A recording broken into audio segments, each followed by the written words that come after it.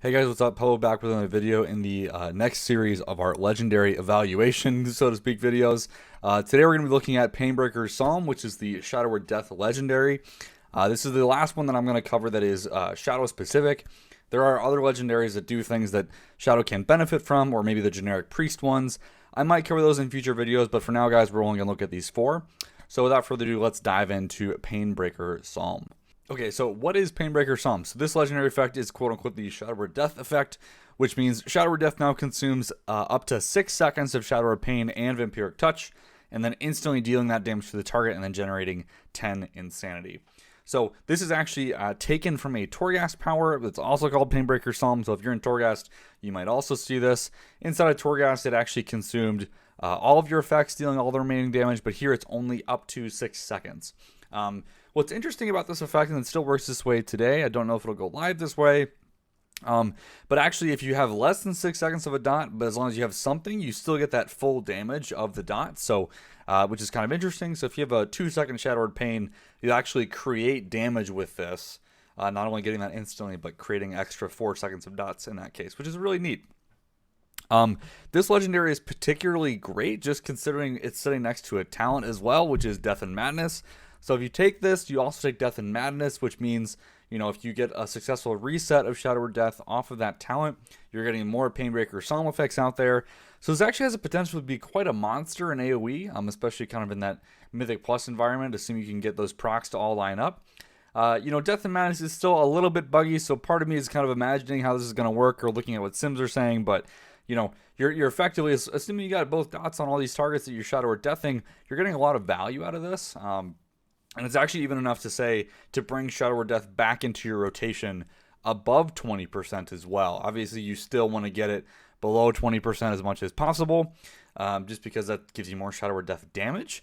But that is something to keep in mind, right? The actual effect of this legendary has nothing to do with how low or high HP the target is. So if it has 100 HP or 20% HP below whatever, it's still consuming your dot damage, right? So it doesn't get modified if the target does have less than 20% health, although again, Shadow or Death's base damage does. So that part of the effect is still the same, but it is kind of interesting because you do want to use Shadow or Death above 20%, especially on single target with this legendary, but you want to be careful, right? Because if you use it too late and then you don't have it for when the target is below 20% and then you miss the reset, that's pretty bad. So, you know, that's kind of interesting. I like that there's some type of synergy here with that. Unfortunately, there's no conduit or anything else to kind of make a Shadow or Death build, so to speak, which kind of stinks. But, you know, it is what it is. I think the other major problem with this, and this is probably not necessarily the legendary's fault, but probably Shadow or Death's fault in general, they really haven't done anything that I've at least noticed to kind of curb the actual damage taken done from Shadow or Death. So if you're using this legendary, you're probably using Death and Madness, which means you're getting out more Shadow or Deaths, right? The problem with that is you're also then hurting yourself more, and that's just kind of iffy, right? You're casting more Shadow or Death, so you're hitting yourself more. That's not exactly what you want to necessarily do, because you are then creating healing for the healers to do where they could have been doing damage instead. So I do kind of want to caveat this, that, you know, the legendary does have a quote-unquote opportunity cost of assuming, one, you're not going to die if you brush Shadow or Death, and then two, your healer losing damage is okay, because, you know, that is kind of annoying. I do wish if this legendary kind of wants to bring us into that Shadow or Death being more part of our rotation, which is what it is now, I wish it also had an extra component that just flat out reduced the damage taken component, or maybe removed it altogether with the legendary. That would kind of be, you know, icing on the cake here for me personally with this legendary. But I think, you know, even without that, there are a lot of good opportunities to use this in Mythic Plus. You just got to be a little careful, because if you're, you know, fighting like the Prideful mob, for example, that does AoE damage to you, be careful about using Shadow or Death. It's killed me at least a handful of times, so there is that. And again, Death and Madness is still a little bit buggy, so it is kind of hard to test, all right? So that's how the legendary works. Let's kind of move on to what I think could be done differently.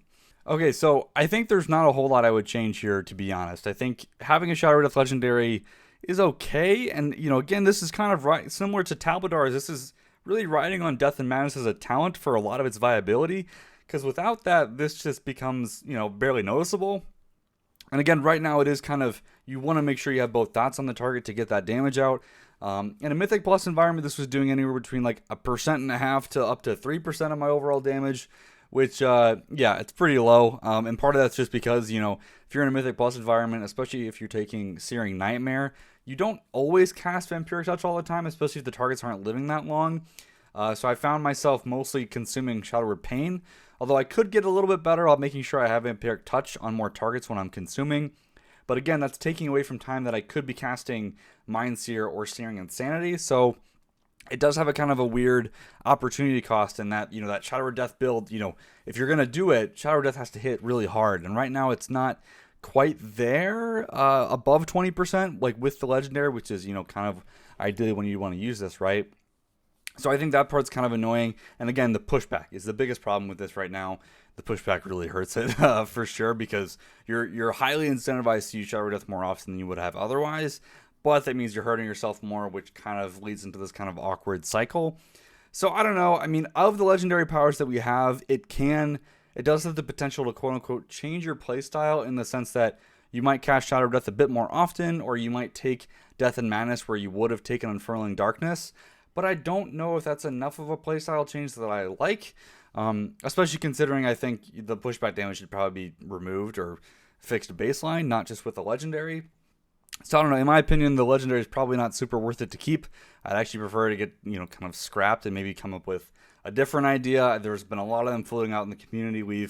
Myself and other people on the Warcraft Priest staff have looked at old tier sets for other classes, our class, just to see what makes more sense, because I don't know, it's not super exciting to me. I'm curious what you guys think. Does this Shadow Death build feel interesting to you? Is that the quote-unquote AoE option that we're looking for? Because again, it's not necessarily an AoE spell, right? It's just, but you can, you know, snipe targets one by one if you get the resets to work properly. But I don't know, it's kind of interesting. I'm not a huge fan of it, but there's not a whole lot of other options right now for AoE, so it might just have to work and see what plays out. So, all right, let me know what you guys think. Thanks for watching, guys, and I'll see you in the next one.